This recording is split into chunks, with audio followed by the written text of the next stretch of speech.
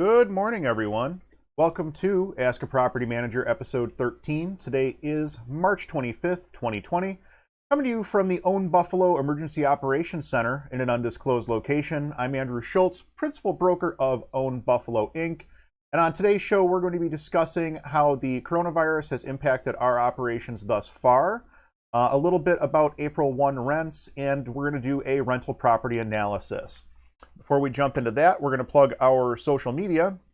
New episodes of Ask a Property Manager come out every Wednesday, 10 a.m. Eastern. We love it when you watch live. It's even better when you watch it after. Just make sure you throw us a like when you do it. Follow us on Facebook, facebook.com/Buffalo4ClosedHomes.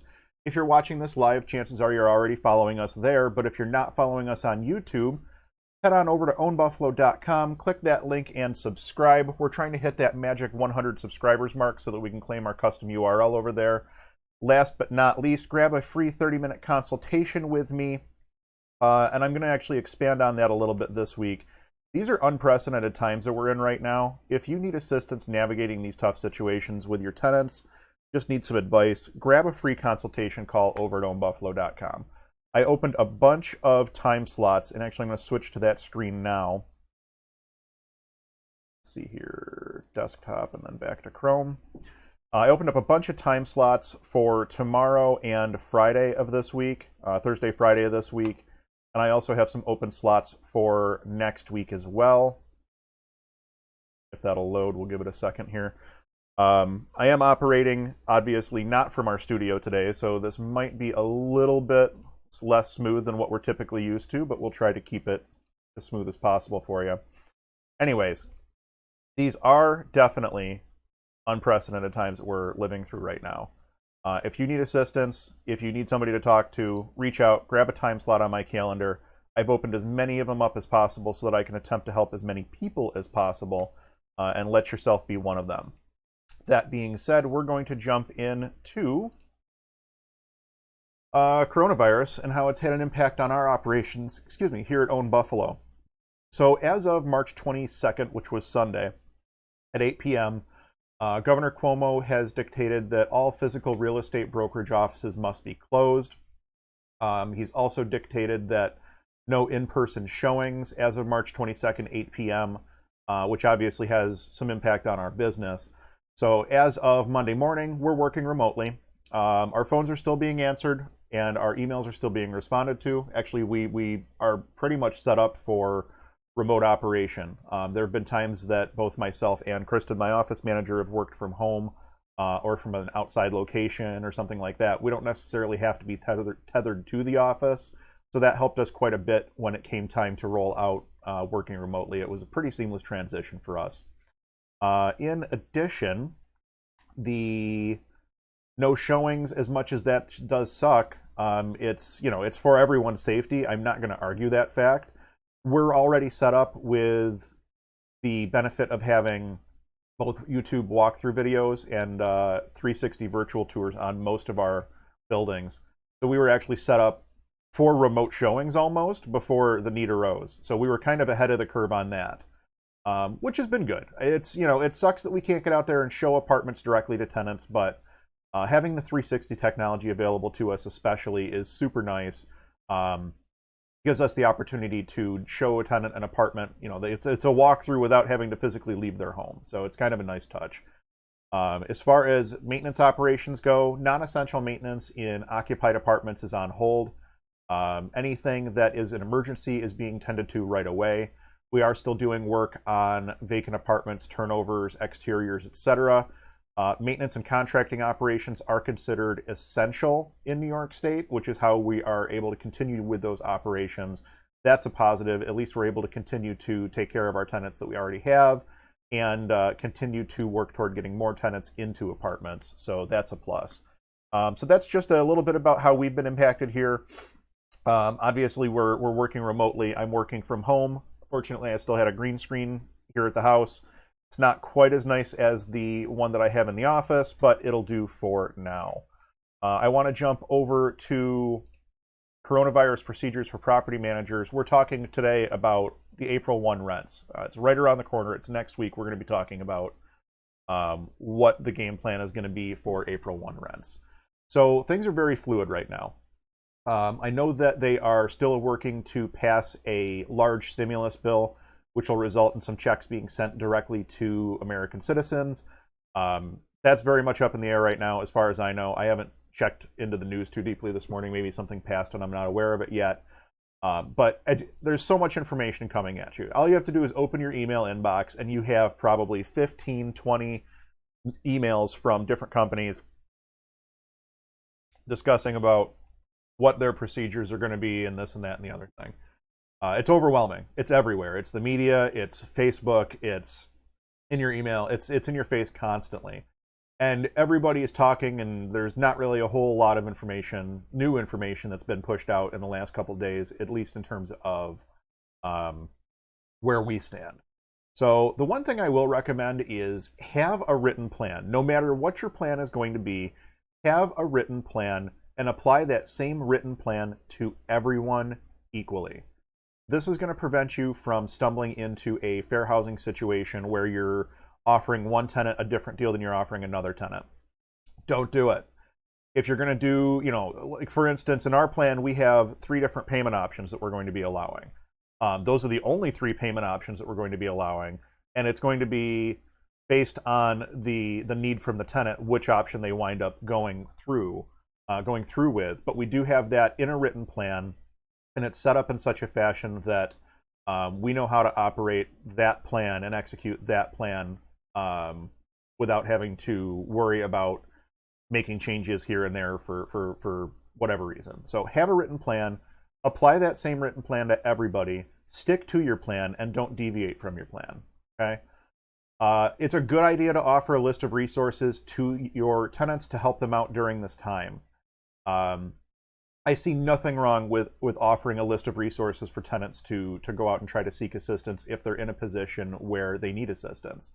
I would expect that a lot of the resources are going to be depleted quickly. So I would recommend, if you do decide to give your tenants a list of resources when they come to you and say that they're having this difficulty, advise them to jump on it as soon as possible before everything is depleted. Doesn't hurt to try to help wherever you can.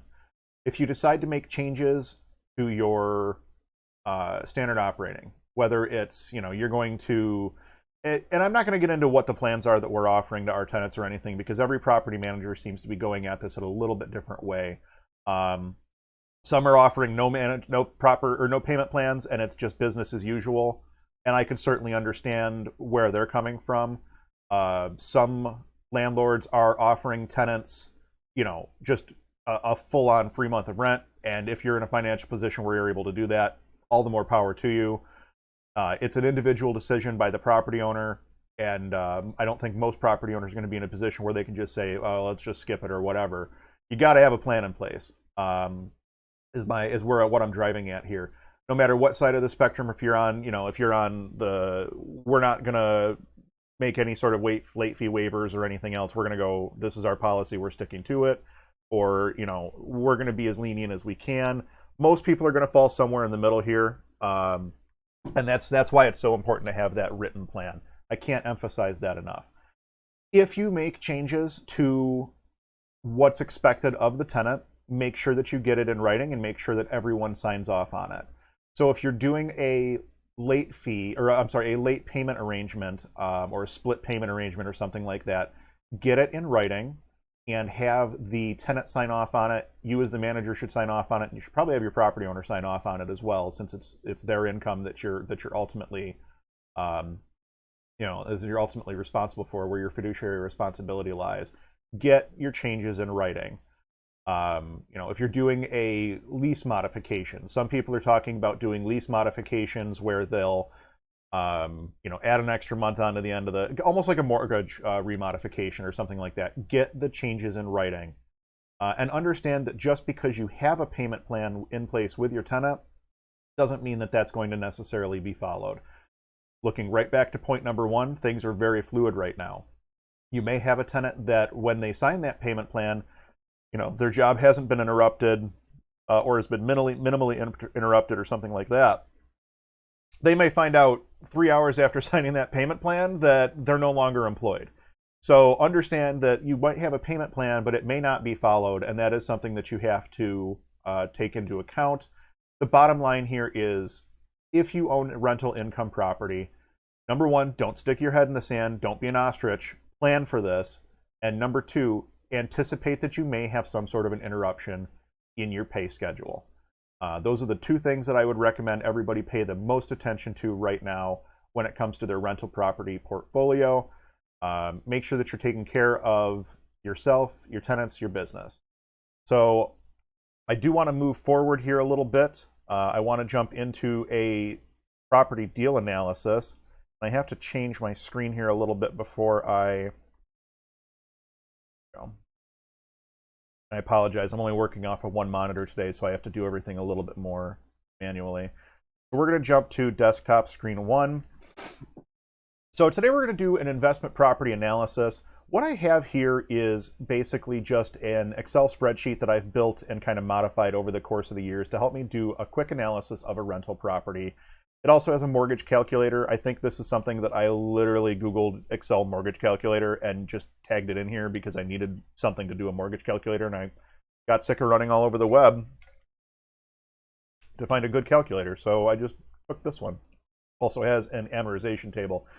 If you want the spreadsheet, send me an email, hello@ownbuffalo.com, or shoot a message to us on Facebook. You can drop a comment on the video. We'll get you over a copy of this. It's real simple. There's no charge for it or anything. It's a very basic spreadsheet, but it'll definitely help you to do an analysis on a income property. Along with this, I already have selected the property I'm going to do the analysis on today, and I've already pulled some comps. So you'll get to see a little bit of the behind the scenes in the MLS as well. So we're going to be looking at 9 South Ryan Street, which is in South Buffalo. If you know me, you know that this has been my bread and butter neighborhood. South Buffalo has been my bread and butter neighborhood for years. This is where I feel most comfortable operating. I love the property values. The tenant base is usually pretty good. South Buffalo is my jam. I'm a big fan of South Buffalo. So I'm going to show you the subject property here real quick. Whoops, come on. I knew that was going to. There we go. So we'll show you the subject property here real quick, put it on client full. So this is 9 South Ryan Street, South Buffalo. This is a 3-3 double. What that means is there's 3 bedrooms upstairs, 3 bedrooms downstairs. Listed at $114,500. This is a 2,200 square foot home. I'll flip through some of the photos of this listing just so that you can get a feel for what the property looks like. I'll also show you, when we get into the comps, I'll show you what those properties look like so you can see that we're kind of comparing apples to apples here. This is a pretty decent property for South Buffalo. It's in really good shape. It's had some updates. The kitchens and baths have been updated. Very nice property. Good property to do a deal analysis on. Good photo set. Very well put together property from what I can see here. Keep in mind, I haven't physically visited any of the properties that we're looking at today, whether it's this property that we're doing the analysis on or the comps that we're using. I haven't physically visited those properties. So I'm only going by the desktop information available to me here. So this is going to be our subject property, 9 South Ryan Street. And what I'm going to do is just start populating that spreadsheet. So purchase price, we're going to assume full purchase price. We're going to assume it doesn't need any repairs because it doesn't really look like it needs much at the moment. Actual cash invested. Let's assume that you're going to mortgage this property. We're going to go $114,500, and we're going to assume that you're putting 25% down, which means that you are putting down $28,625. We'll drop that into our actual cash invested slot. Size of building, beds and baths. There are 2 times 3-bed, 1-bath apartments. Current rents, so we'll jump back to the MLS and you can see that the current rents are 0. Those units are both vacant. I know that those units will rent for at least $900 a month as they sit just by looking at them. We have a lot of holdings in South Buffalo that we manage. I'm really familiar with that as a rental market. And just looking at those units, I can tell those are at least a $900 a month apartment. So we're going to say 2 units, 0 units occupied, shows our occupancy rate at 0. And I'm not counting any other income here. So the nice thing is this spreadsheet can be used to analyze a property up to, I think, 20 units. You can also add in other incomes for things like laundry, garages, whatever other income that you have coming in. And it'll give you a full gross analysis income or gross annual income down here at the bottom. For the property taxes, I'm just going to pull what's in the MLS for right now. 1575 is the total tax. I will make a note that the City of Buffalo is just did a reassessment, and the reassessed value is not yet listed on the City of Buffalo's tax website. So we're going by what's currently in the MLS, what's currently in the tax database. You can also, this has actually just been updated. I updated these values this morning. If you're using this for analyzing a property in the City of Buffalo, I've already built in the tax calculator. All you have to do is drop in your assessed value, which on this property is 51,300, and this is a homestead 1 to 4 unit, so you can see the taxes should come out at 1407. They're showing taxes at 1575. I'm going to leave it at the 1575 since that's what the agent is reporting. I always tend to go with a more conservative value, in this case the higher value, so that's what I'm going to do, is leave that 1575 in there. The nice thing with utilities on a duplex in the City of Buffalo is typically there's no house gas or electric meter. I'm just going to go ahead and put zeros in for both of those. You will have some expense for gas and electric during a turnover scenario. You're going to want to put the gas and electric on in your name so you don't wind up with something like frozen burst pipes, or you go into start doing some work in the property, plug in a saw, and you have no electric to run it, things like that. So you're going to have some electric and gas expense during turnovers, but that should really be, unless you have a shared meter situation, like where you have one gas meter and one heat unit. Typically in South Buffalo, you'll have 2 gas meters, two electric meters. You'll have separate utilities, separate separate furnaces, and separate hot water tanks. So everything is separated right out. Water and sewer in the City of Buffalo, you can plan on about $200 a quarter for water and sewer on a duplex, or $800 for the year. User fee, which is garbage in the City of Buffalo, you can plan on about $200 a year for that as well. That gets paid along with your property tax. It's a separate ticket that you would get on your property tax payments for your user fee. Make sure you pay that. It can be a real headache if you don't. So for vacancy, I always use a 10% vacancy rate, and I'm using the gross annual income, the 21.6. I'm just going to put 10% of that. Insurance for a duplex, 800 to 1200 is a good number to work off of. We're going to shoot for the middle. I'll put in 1,000. Maintenance, again, I'm going to factor in the 10%, a 10% maintenance on a yearly basis. And I'm also going to factor in 10% on management. Even if you're self-managing, make sure that you're putting a number in there for management, because eventually you're going to reach the point where you no longer want to manage this property and you decide that you want to hand it off to someone else to manage. It's part of a standard property analysis to factor in management, even if you're not using management or your own management. You want to know that that deal is still going to work if you need to go to the management. And I have a suspicion that there's going to be a lot more people seeking professional property management in the next 12 months. Definitely factor property management into your analysis as you're going through. And then mortgage payment, principal and interest only. So I'm going to go to the mortgage calculator. Our purchase price was $114,500. Interest rate 4.25. That's a little bit high. I looked at the rates this morning. I always factor in a little bit of a fudge factor on interest rates. So I put that at 4.25, which is a touch high. Duration of loan in months, 360 months is 30 years. And then I need to go back and grab I'll just do it this way. We're going to say that we're financing 75% of this, 85,875. 5/1 for the start date is fine. Let's see here. Monthly loan payment, $422. Yearly loan payment, $5,069. And that's just the principal and interest.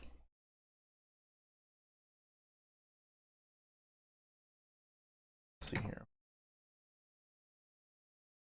All right, so on this, what I did was, because I don't want the monthly property tax factored into this for our analysis spreadsheet, I just want principal and interest.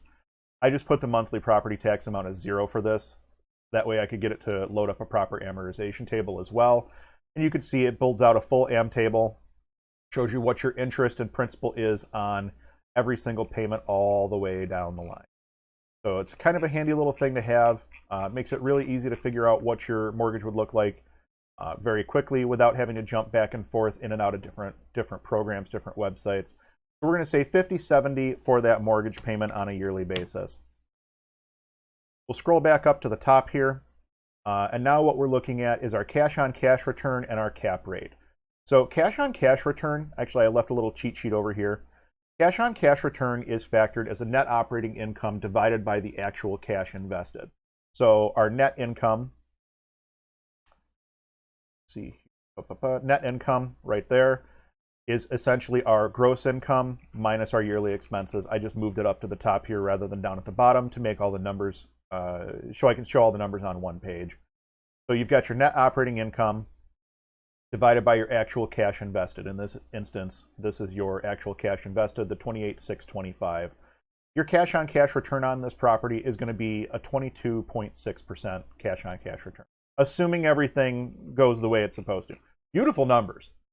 Great numbers for a cash-on-cash return on this property. Cap rate is, let me go back to cash-on-cash return. This cash-on-cash return factors in your mortgage payment. So this is factoring in the fact that you're going to have those expenses from the mortgage on a monthly basis. This is based on what your actual cash into the deal is. So cap rate is more useful if you're looking at the deal and you're not taking a mortgage. If you're coming in and just buying the property outright in cash. At a 10% cap rate in the city of Buffalo right now, that's a pretty solid cap rate for something in South Buffalo. I would not hesitate to recommend this property at a 10% cap, assuming there's not a bunch of stuff that I'm not seeing in the photos, major structural damage, furnaces that need to be replaced, something like that. Assuming the property is what it appears to be based on the photos that we're looking at, I would say that those are pretty solid returns. I would recommend this property to any one of my clients who is looking to pick up a property in the South Buffalo region. So now we're talking about, okay, we've got the purchase price, we've got the list price in here for purchase price. We've gone through, we've looked at what the numbers should tally out to be. Are there comps to support it? And the answer to that question is yes. So we're inside the MLS right now. I'll show you what I can. I'm pretty sure there's some stuff that they would frown on if we were showing to agents, or I'm sorry, to non-agents and things like that. But this is pretty straightforward. Essentially what I'm doing is looking for all properties under all statuses within the last 180 days, within the last 6 months. I want to see anything that sold, was withdrawn from the MLS, or expired in the last 180 days. Realistically speaking, I could probably drop expired, withdrawn, and temps because there's plenty of solds in this market. This should say within 0.5 miles of 9 South Ryan. What I was doing was looking for comps right in that same geographic area, and that's what leads us to this little map here. This map is, pretty useful. I use this more when I'm trying to select comps because I'll start as close to my subject property as possible, and then I'll work my way out from there. Trying to find things that, number one, make the most sense to use as comps, and number two, closest geographic region, closest match to our comparable property. So I've already cheated a little bit. I went through and found some comps this morning that I liked for this property that I'm just going to go ahead and select. These little red trapezoids, I guess. Little red pointers. These are sold properties. The greens are active properties. And the yellows, I believe, are withdrawns or expireds. Pending. Those are pending sales. So we're going to look at this 213 Stevenson. I selected this as a viable comp. I'll show you the photos of this property, and you can kind of compare to the previous property that we looked at. I would say that our subject property might actually be a little bit nicer than this property, just based on these photos. And again, this is a sold property. This property sold for $140, and our subject property is listed for $115, just shy of $115. This is a 3-3 duplex in the city of Buffalo as well, and it's only a couple blocks away. That makes this a pretty decent comp to use, at least in my opinion. Right up the block from that, we're going to click on another one. This property sold for $180. I would say this property is actually nicer than our subject property once you get to the inside. This has had, whoops, this has had maybe a little bit more in the way of updates than what our subject property has had. They didn't, I think that's the only wall that they have the wood paneling on. Wood paneling is obviously pretty dated, but they're using it as an accent here, which I think is workable. It's not too bad, and I think that it works with the rest of the apartment. Let's see here. Roll through some more of these photos. More wood paneling in the bedrooms. That's not really, I'm not in love with that. Let's see here. This one wasn't quite as updated as I thought. So you can see that there's other properties in the neighborhood that support the comps of the property, the subject property that we're looking at. I'm going to jump back to the map here, and I wanted to look at one more possible comp. We're going to go over to Camper Street. Got to select that one.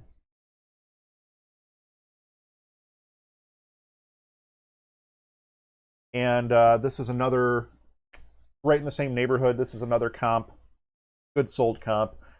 Flip through, you can see the photos of this unit. Did a nice job on the hardwoods in this unit. Looks like those have recently been shined up. A lot of wood paneling in the living dining area. This one is not quite as up to date as some of the others we've looked at. You can see, let's go back one picture. You've got some older cabinets here in the kitchen. They look like they're starting to get dated. A little bit of rough edges on them. Look like they're probably older press board. Let's see here. And then we have one unit that's got a little bit newer kitchen cabinetry, things like that. You know, overall not a bad property. I'm gonna have to go backwards. Catch the rest of those photos. Oof. Talk about bad design. Good luck putting a shower curtain in. Let's see here. I think that's everything. I think we saw all these photos. Yeah, we're definitely back into the photos now. So I would use that. I'd feel comfortable using that as a comp as well. There was one that was down here. I can't seem to locate it now. There was one that I didn't want to use as a comp because it was, is it this one? So this is one that I would not use as a comp. So this is 52 Camper. It's right up the street from our other comp at 46 Camper. As you can see, this thing sold for $40,000, $40,450. This was a HUD home. Let me jump to the, this was a HUD home. I definitely was inside this one. I looked at this for a client. You can see that this thing, these photos are generous, by the way, having been in this property. These photos are generous. This property is just a total wreck. This would be an example of a comp that doesn't make sense to use. It's not an apples to apples comparison to the other properties that we're looking at. So that would make, you know, obviously the purchase price reflects that, but that would be the reason that we would not use something like that as one of our comps. So let's jump back to our spreadsheet here real quick. Now that you've taken a look at some of the comps in the neighborhood, you've done your deal analysis, you've got pretty much all the information you need to be able to go in and make an offer on this property. You know, with the purchase price being $114,500, you saw what the other properties were sold at. The one was at $180,000, the one was at $140,000. Those might be a little bit, that $180,000 especially might be a little bit of an outlier on the high end. But I think that $114,500 is definitely an appropriate price for this property. And I think there might even be some room if you got into a multiple offer situation to come up a little bit. Now, let's talk about these rents for just a touch. I think that you could probably bump these rents up to $950,000, $950,000 on those two apartments based on what we're doing in that neighborhood in terms of rents and what those units look like. And when you bump those up, we'll scroll down here. I just want to make sure everything automatically adjusted. That was a formula. That was a formula. So those automatically adjusted. So that little bump in rent, that $100 a month bump in rent, $1,200 a year, that bumped your cap rate up by almost a full percentage point, and it bumped your cash on cash return up by, wow, by 3 points. So definitely, you know, there's definitely an impact on rents when it comes to what the numbers look like. So that's something to keep in mind as well. So we'll go back down to our 900 just for comparison's sake. And there you have it, guys. Like that's a property analysis in a nutshell. It doesn't take a tremendous amount of time, or it doesn't have to take a tremendous amount of time anyway, to do a property analysis and decide if you think that a property might be worth it before you even roll out to go look at it. Once you've done a few of these, you'll realize that you can knock them out in a very short period of time. It only takes maybe 10-15 minutes to do a decent desktop analysis, so that you understand what it is that you're going to look at. Then once you go out and look at the property, you can make adjustments from there. Oh, I need to put a $10,000 roof on this property. That's going to impact my purchase price. Or this needs 2 new furnaces, 2 new hot water tanks. That'll impact your purchase price. So that's definitely something to keep in mind as well. I think that pretty much wraps that particular portion of the show up. I do want to thank you guys for watching. We're going to jump over to our social. I do want to thank you guys so much for watching. We love producing Ask a Property Manager, and anything that we can do to help you just helps us to improve. So if you drop a comment or question either on Facebook or YouTube, your question may be picked up and answered in an upcoming episode. If you enjoyed this content, or if I brought some value to your day, please do me a favor, throw us a like, subscribe to our YouTube page, like our Facebook page, thumbs up the video on YouTube, throw us a like on Facebook. All of those things that everybody who does this tells you should do, please do that for us. It really helps us out, and it helps other people just like you to find us as well, and that's really what it's all about. We want to try to get information out to people as much as possible. So our Facebook page, facebook.com/Buffalo Foreclosed Homes. You can also grab a link to our YouTube page from ownbuffalo.com. And again, guys, grab your 30-minute consultation with me. It's free. I'm not trying to sell you something. I'm here to help. These are really crazy times. If you need assistance navigating through, not sure what to say to your tenants, not sure what to do for the next couple of months, you need some advice, grab a free consultation call over at ownbuffalo.com. I did mention I opened up a bunch of slots on my calendar for the end of this week and for next week to try to give as many people assistance as possible. That being said, we will be back next week on April 1st at 10 a.m. Eastern. We'll be discussing, of course, some coronavirus updates, and our main topic for next week will be spring maintenance tips. So be sure to tune in if you guys have interest in either of those topics, and we will talk to you soon. Stay safe, have the good rest of the week, and we'll talk to you on April 1st.